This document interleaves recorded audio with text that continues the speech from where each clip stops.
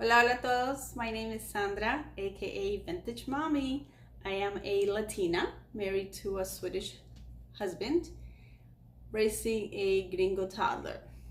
Here we talk about life, raising a toddler, how it is to be a mom in my 40s for the first time, how it is to have a multicultural family, and all that comes with it.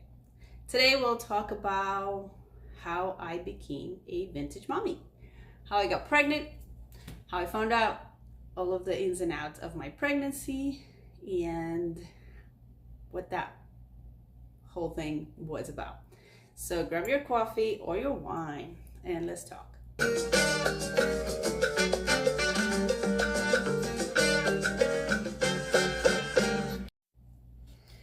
was gonna add like a little vintage mommy, da da da, vintage mommy, da da da, con el cafecito en la mano y el niño en la pierna, vintage mommy. But I don't know how to do that. I'm really new at this YouTubing thingy. So I guess with more practice, I gotta download like an app or something to edit my videos, I guess. I don't know. If any of you can do it, let me know how. Something easy, something simple.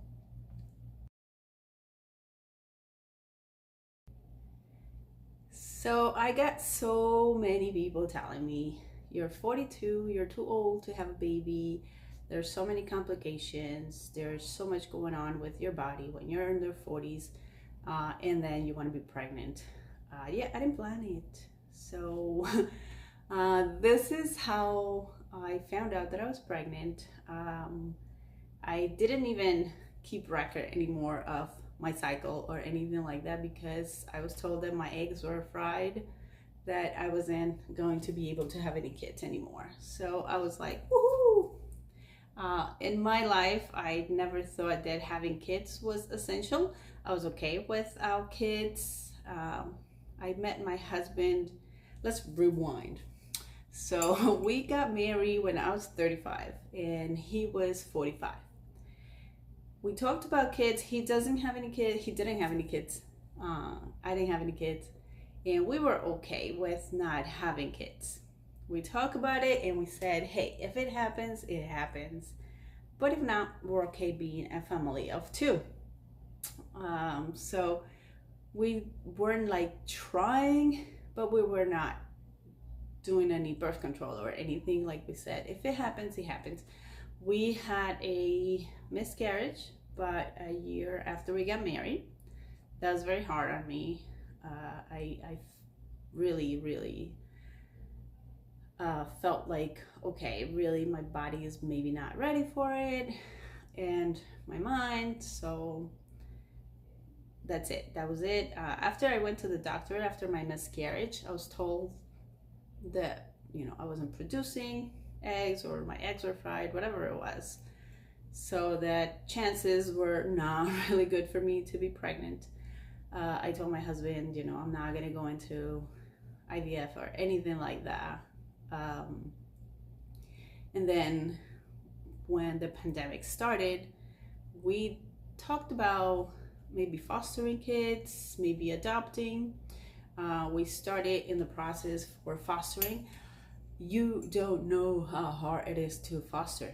It's it's great, you know, that they train you and tell you all the things that happen at foster, but it kind of discourages. And I know it's weak, but yeah, we got a little bit discouraged, and then the pandemic happened, and that didn't go anywhere. So as the pandemic was kind of slowing down, 2021, I was about to travel and go visit my family. All of a sudden, I was thinking about when was my last period, and I couldn't remember. Like I said, I didn't keep tabs anymore.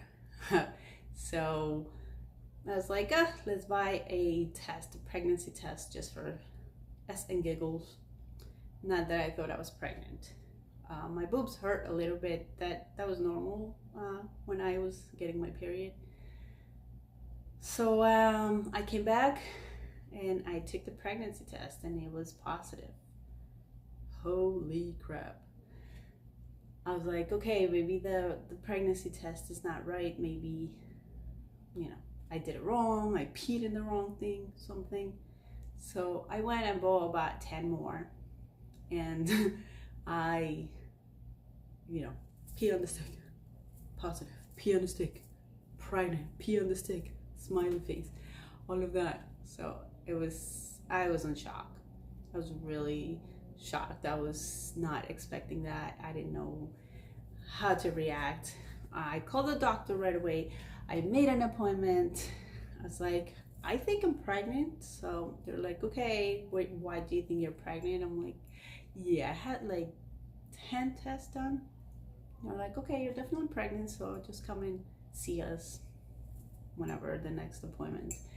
My husband was working. I used to work from home, so I was like, okay, do I tell him now? Do I wait for him? So I waited for him, and then when he arrived, I'm like, I need to talk to you. He was like, okay, what's up? I showed him the bathroom and I showed him all of the tests, and he was like, cool, dude. So that was his response, you know, very manly, like, oh, we're gonna have to change the stairs and we're gonna like, I'm 42, I'm pregnant. You're 52, I'm pregnant. How does that compute? Yes, that's how I found out that I was pregnant. And then I had an appointment with the OBGYN just a regular gynecologist that I was seeing. And it was very strange. You know, you're nervous. It was my first time. So talking to an OBGYN about being pregnant and not knowing exactly what to do was not what I expected. You know, they told me it was a geriatric, like an old person's pregnancy. And I was like, okay. And they're like, so, you know, it's going to have a lot of risks. We're going to have to do a lot of testing, even if you don't want. So I was like, what does that mean? You know, we're going to have to test if your baby has Down syndrome, and a lot of the tests are going to be invasive. If something comes out wrong or weird or whatever, we're going to poke a needle in your belly, and, you know, so it was a lot of information that I was like not okay with. Some of the appointments, you know, every appointment that I went, they had to do a sonogram. I try to be a little bit conscious and inform myself when I do all these medical procedures. So I was not happy with, you know, having an ultrasound every time I went. And then the second thing was the insurance. You know, I was telling them, I'm like, why do I have to pay such a high copay if my insurance pays for most of this stuff because you're pregnant? And they're like, yeah, but we don't charge it, or we don't put the code as a pregnancy just yet, you know. So I call my insurance, and they're like, yeah, they put like a ovarian cyst, so that's why you have to pay for the ultrasound. An ovarian cyst, that's what my baby is to you. So I went to my doctor and I was like, why aren't you charging or coding my things as a pregnancy? They're like, oh, it's not a pregnancy just yet, you're not even 8 weeks pregnant. So I'm like, well, to me it's a baby, you know, it's in my body, and I would like to call it my baby. So it started not being a very nice and welcoming feeling.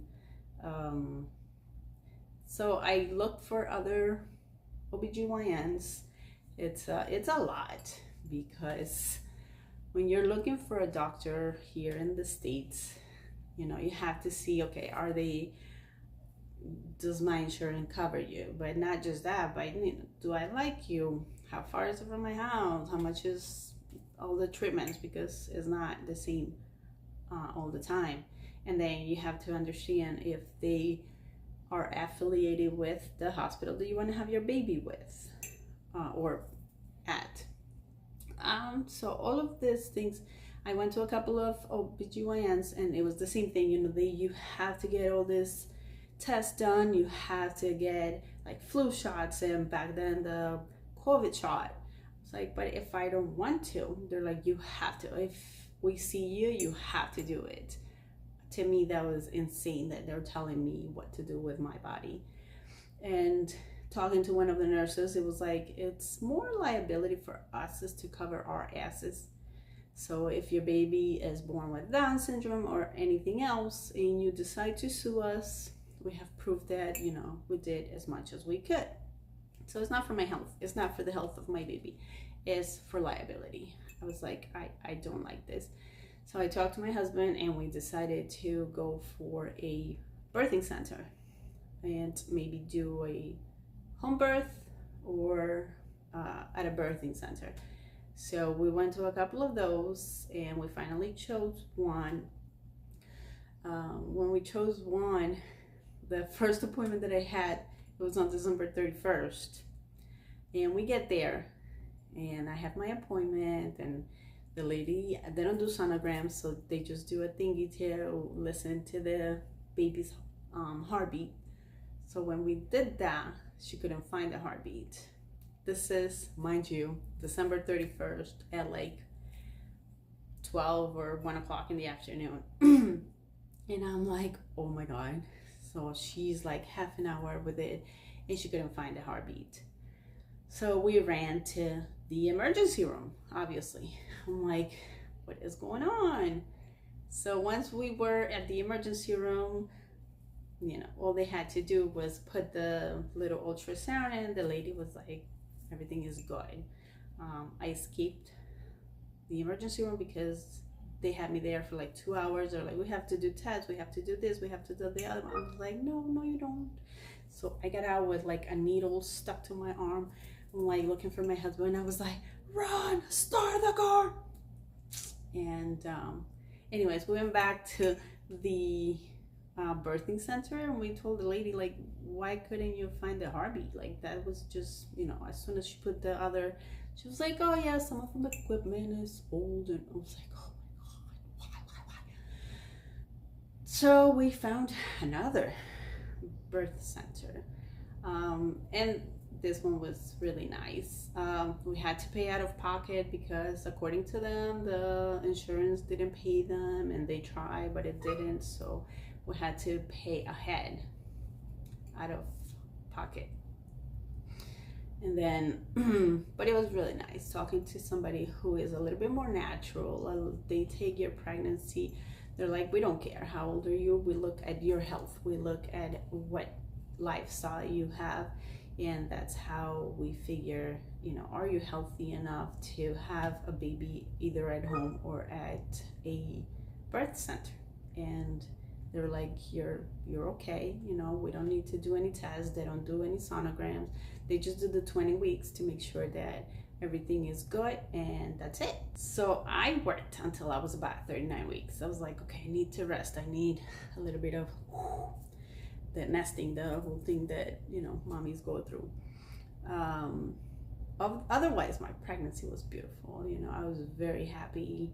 I didn't get any morning sickness. I didn't get any cravings. I didn't get any pain or swollen feet or anything like that.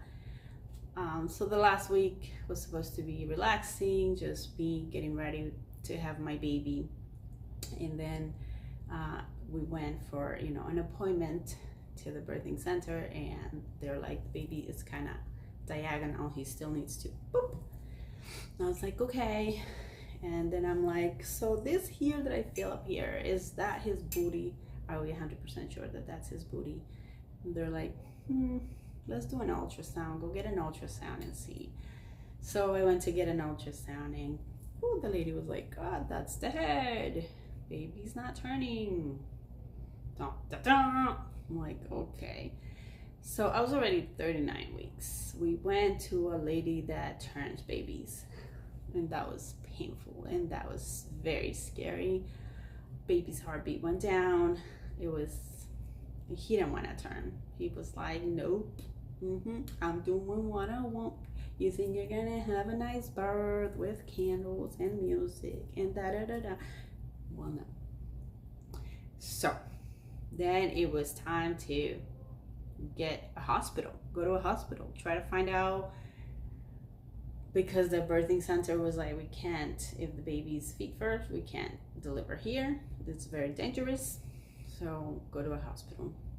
We went to a couple of hospitals. It was still kind of pandemic mode. So some of the hospitals were telling us that they can't have visitors or yada yada. You know, I was explaining that I was coming from a birth center, so I didn't want any shots. I didn't want them to bathe them. I don't want, you know, all of these things that I was envisioning and I had in my mind. And they were like, okay, now you're in a hospital. Do you do whatever we want you to do?